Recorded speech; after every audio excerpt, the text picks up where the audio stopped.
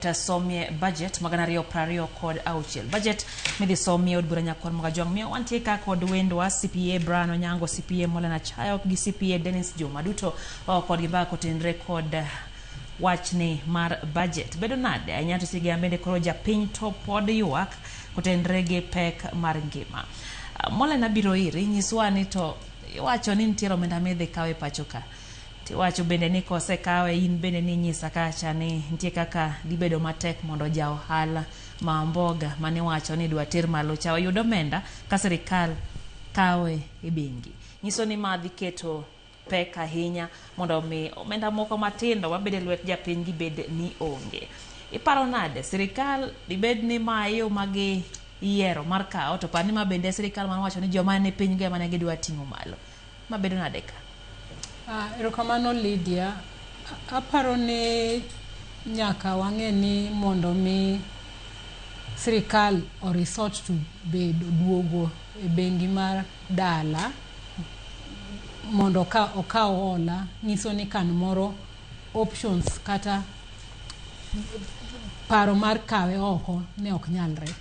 Mano namba achiel. Namba ariyo na awacho chien kocha ni gie sani gopewa mane CPA Brian nosewacho ni nitiere trilion 12 gi nukta moro cha. Atamalo mare maduong' gin ma idendo gi dho ngere ni are foreign denominated.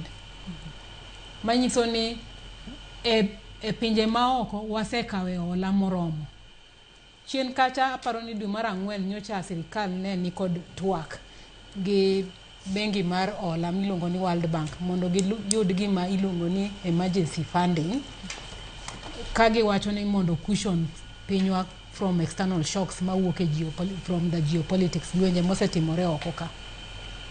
Mamano ka poko chopo kare en twak mapod dhi mbele kendo piny mar Kenya geto mondo yud pesa chigni US dollars million 700.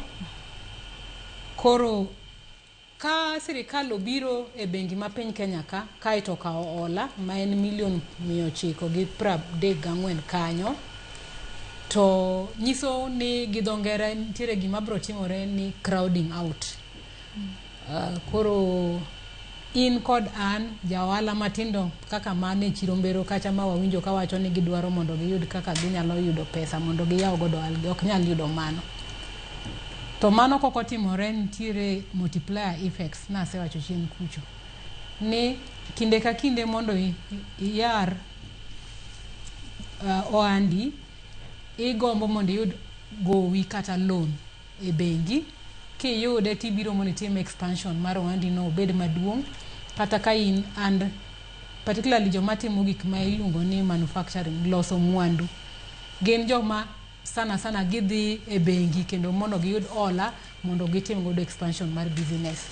To mano nigi ber nyadiriyo. En gi ber ni mano is the surest way mar loso gimiluongo ni in job creation. Iwinjo ka rawere ywak kucho ni tije onge. To tije